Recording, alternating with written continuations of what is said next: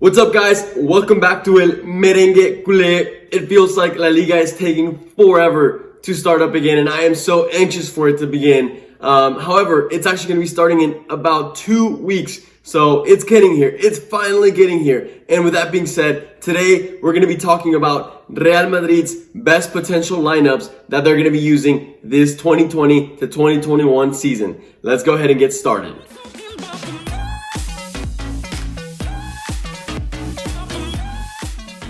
Okay, guys, and before jumping into these potential lineups that I have created that I would like to see this coming season, I want to give some quick updates and some quick news. First of all, James has been officially sold to Everton for 25 million euros, which is wonderful for us. Second of all, it seems like Eden Hazard is not fully healed, guys. It's starting to become quite worrying.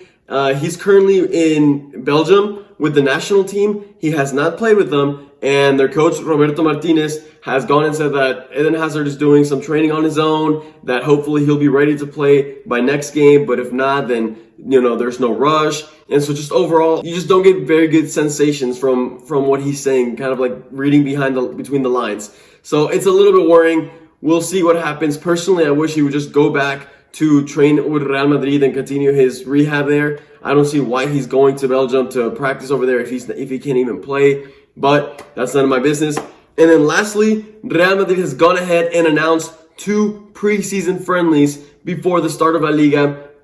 And the first one is coming right away in 2 days. So that's right, September 9th, they will be playing against Rayo Vallecano, a second division team from the Spanish Football League.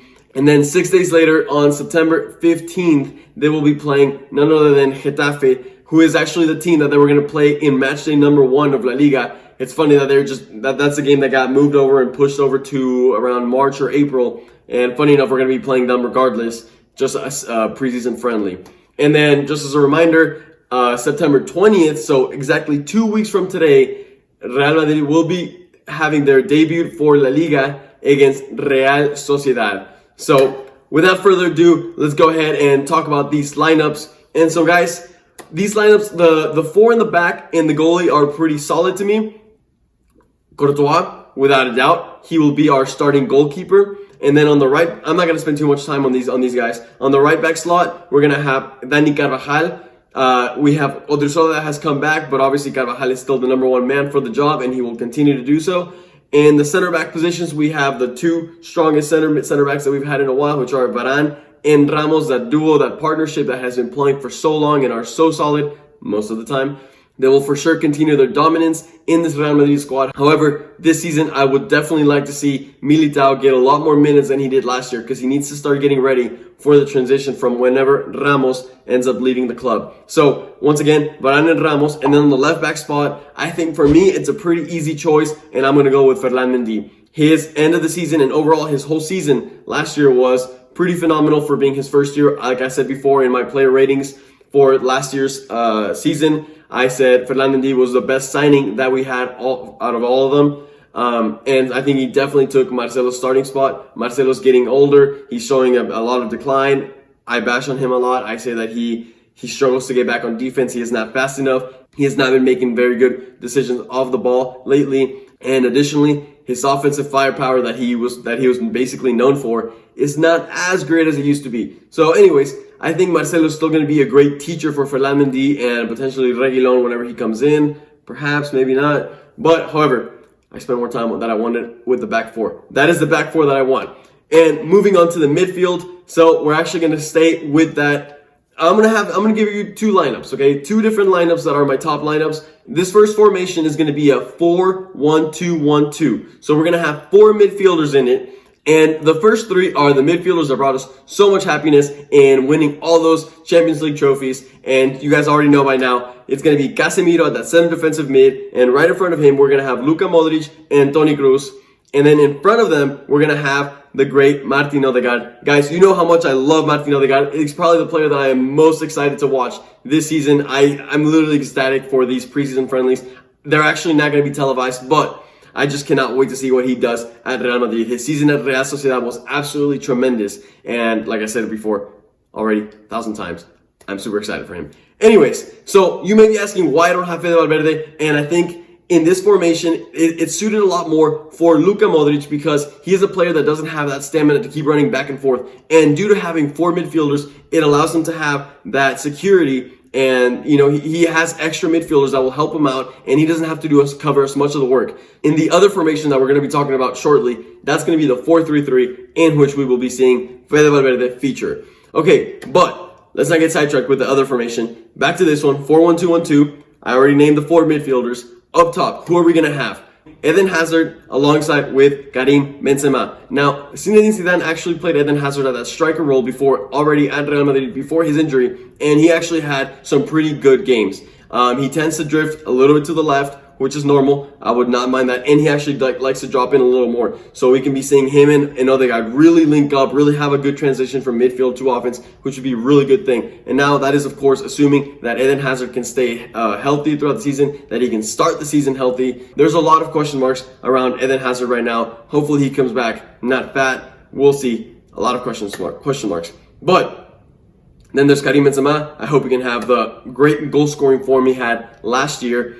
I'm not so sure if he will. I'm going to be doing a prediction video in which I'm going to do my top 5 predictions for Real Madrid in this upcoming season. And Karim Benzema is someone I'm going to be talking about. So make sure you stay out on the lookout with that. But that's going to be our first formation. I already named all the players, so you guys should be able to see it right here. So you can, bring it all together. And with that being said, let's move on to my second top formation. And like I already mentioned before, the back 4 is going to stay about the same. So I'm not really going to go over them again. You guys can see them probably right here.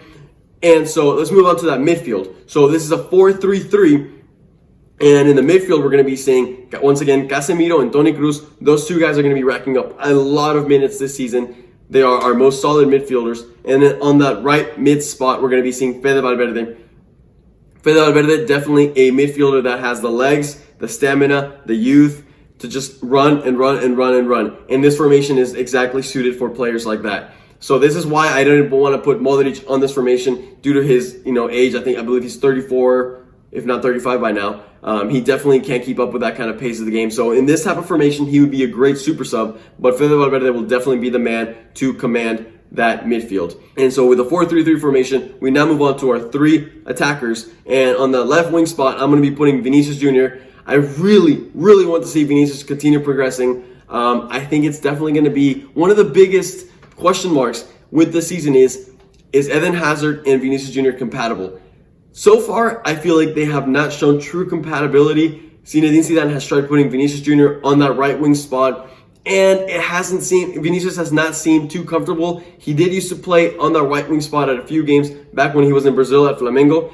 And so he's definitely shown us that he can do it. However, he hasn't looked fully comfortable at that right wing spot. So for now, I am not going to be putting Eden Hazard and Vinicius Jr. together. So I'm going to be replacing Eden Hazard with Vinicius Jr., assuming that in the case that Eden Hazard is not too healthy, he keeps getting injured, Vinicius Jr. will take that spot.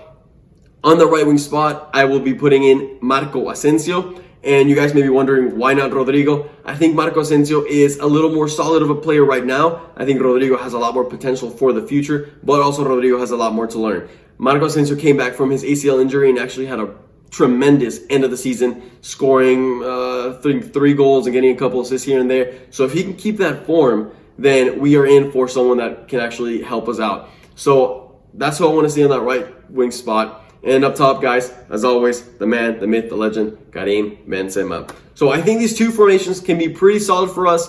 Now, there are only 3 players out of Real Madrid's whole roster that I didn't name in any of these lineups, and that is Lucas Vazquez, Gareth Bale, and Mariano. Mariano, I think he needs to leave. I don't think he's going to get any playing time. Gareth Bale, Real Madrid, if he ends up staying at Real Madrid, I am sure that he will not be seeing the light of day. That will be his punishment for not finding an exit. So I doubt he's going to get very many minutes.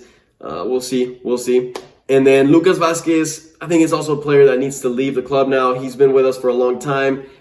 He used to be relatively good. A lot of skill moves. He had a decent amount of pace, put in very good crosses. But lately, I just don't really see those things. He's slowed down a lot and a lot of lack of playing time. So that's that with Lucas Vazquez. So anyways, I just basically covered like the whole roster, not just the starting lineups, the best starting lineups for Real Madrid, but also just the roster that Real Madrid is potentially going to be going into this season. I definitely think it would be ideal for us to make a couple signings, but the one position that we definitely need a signing for is that center defensive mid that I already mentioned, because Casemiro's going to need a man to give him some rest. Anyways, guys, let me know down below what you think of these lineups. If you would put someone else instead of another player, what you think of Hazard and all that. Let me know all your thoughts down below. If you enjoyed this video, please make sure you hit that like button down below. Subscribe. Check out all our other videos. We have a lot of stuff on Messi. I did some news on Real Madrid. And then we obviously have all our Champions League reaction videos. So guys, like I already said, I am super excited that La Liga is one day closer to returning. 2 more weeks and 2 more days until Real Madrid plays Rayo Vallecano. With that being said, guys, I will see y'all next video. And as always,